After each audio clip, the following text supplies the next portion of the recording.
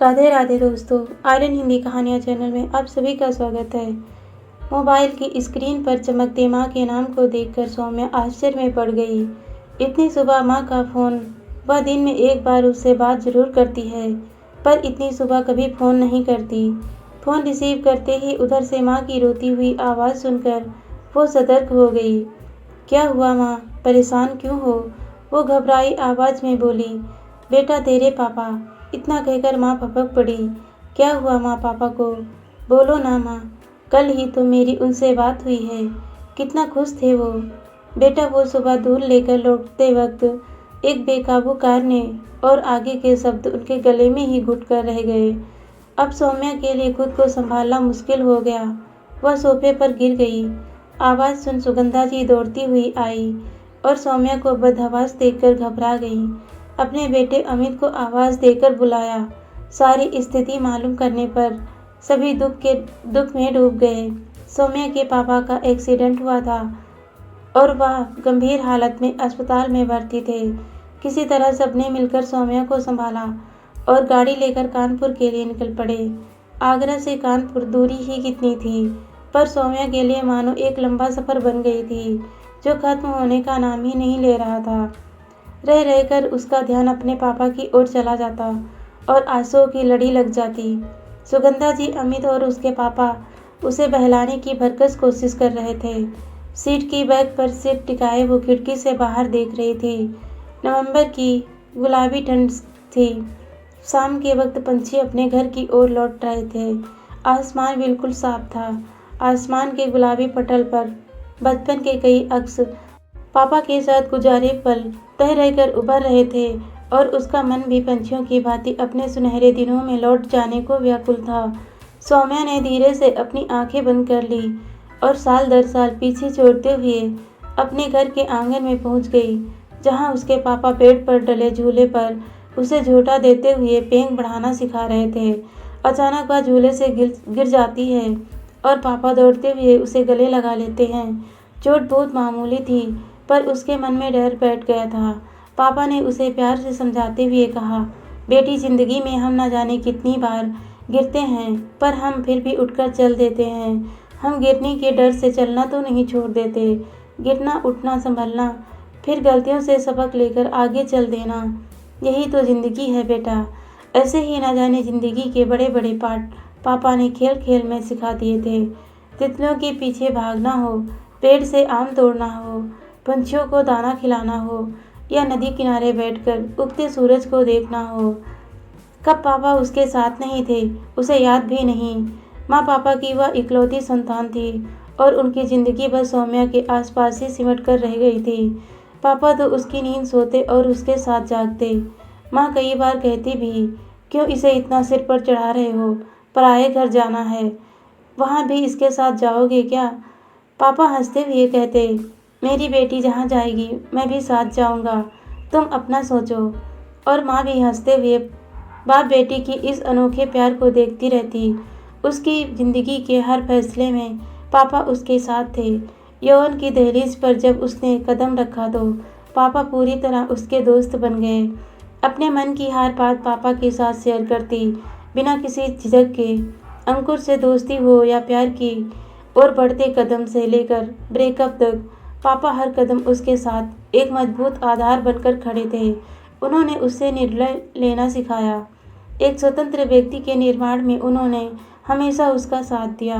वह उसके सखा थे, हम राज थे तो मार्गदर्शन भी थे। अचानक कार रुकी। सौम्या अपने अतीत से वर्तमान में लौट आई। सुगंधा ने प्यार से कहा, चलो थोड़ी चाय पी लो, कुछ अच्छा लगेगा। माँ की सौम्य ममता भरे स्पर्श से उसके मन की पीड़ा आंसू बनकर बहने लगी। सुगंधा ने उसके माथे को चूम लिया। उनके स्नेह की गर्मी से उसके मन को कुछ सुकून मिला। अंधेरा होने लगा था। सड़क पर खड़ी लैंप पोस्ट अंधेरे को चीर कर रास्ता दिखाने की कोशिश कर रहे थे। ठीक इसी तरह सौम्या भी निश्चय के अंधेरों में विश्वास के पथ पर आगे बढ़ने की कोशिश कर रही थी। भरोसा कि पापा को कुछ नहीं होगा, वह बिल्कुल ठीक होंगे। कल क्या होने वाला है यह तो कोई नहीं जानता। सौम्या की नज़रें आसमान की ओर उठ गईं, शांत दुआ बनकर। अमित, माँ, पापा और बुआ जी को घर छोड़ आया था। सौम्या की माँ जाने की तैयार नहीं हुई। सौम्या, अमित और माँ तीनों हॉस्टल में ही रुके थे। सौम्या को अच्छी तरह याद आ रहा था अमित से रिश्ता पक्का होने के बाद पापा माँ कितने खुश थे। एक योग्य वर मिलना बेटी के लिए माँ बाप की खुशी और सुकून का बहुत बड़ा पल होता है। सौम्या भी खुश थी, पर एक चिंता उसे खाए जा रही थी। उसके जाने के बाद माँ पापा अकेले रह जाएंगे। उसे उदास पाकर पापा ने उसके सिर पर हाथ फेरकर प्यार से पूछा, बेटा क्या बात है, कोई परेशानी है तो कहो। क्या रिश्ता तुम्हें?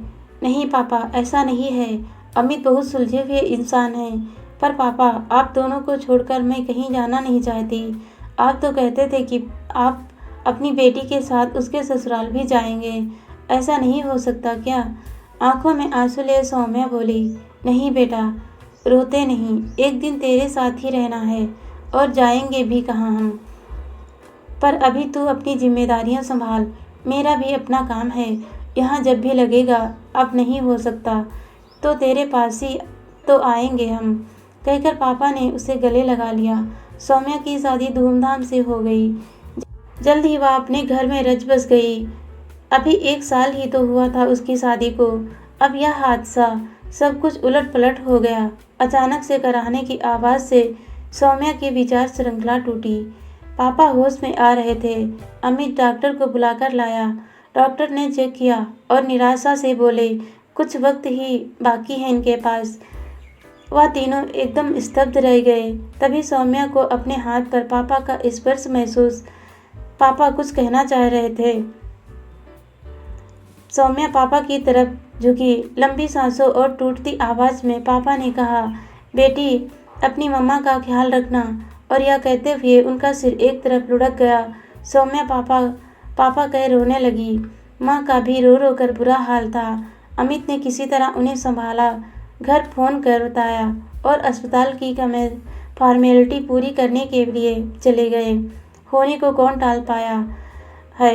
पापा अपनी अनंत यात्रा पर जा चुके थे। सारे मोह के बंधन तोड़कर रिश्तेदारों ने जरूरी रीति रिवाज करवाए।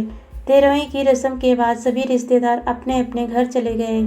सौम्या भी रस्म पूरी कर अपनी माँ के पास ही रुक गई। दोनों दिन भर पापा को याद कर कभी कभी रोती तो कभी मुस्कुराती। यादों के सिवा अब कुछ बचा ही क्या था उन दोनों के पास। लाख बुलाने पर भी पापा वापस तो आने से रहे। सौम्या भी कब तक रुकती। एक दिन उसे घर लौटना पड़ा। माँ कैसे अकेली रहेगी, यह सोचकर वो परेशान थी, पर किसी से कुछ नहीं कह पा रही थी। वह अपने घर पहुंच गई। सौम्या को घर आए 2 दिन हो गए थे। चुपचाप घर के काम कर रही थी। तभी लगा दरवाजे पर कोई है। एक जानी पहचानी आवाज़ महसूस हुई। काम छोड़कर बाहर गई तो देखा सुगंधा जी और अमित माँ के साथ अंदर आ रहे थे। वो दौड़कर माँ से लिपट गई। माँ यहाँ कैसे? हैरान होते हुए वो बोली। सुगंधा उसके सिर पर हाथ फेरते हुए बोली, बेटा, अब से तुम्हें 2-2 माँओं का ध्यान रखना है। अब ये हमारे साथ ही रहेंगी हमेशा। सौम्या को अपने कानों पर विश्वास नहीं हो रहा था। उसने अमित की ओर देखा। अमित ने मुस्कुराते हुए गर्दन हिलाई। सुगंधा जी ने बिना कहे उसके मन की बात समझ ली थी। सौम्या उनके गले लग रो पड़ी।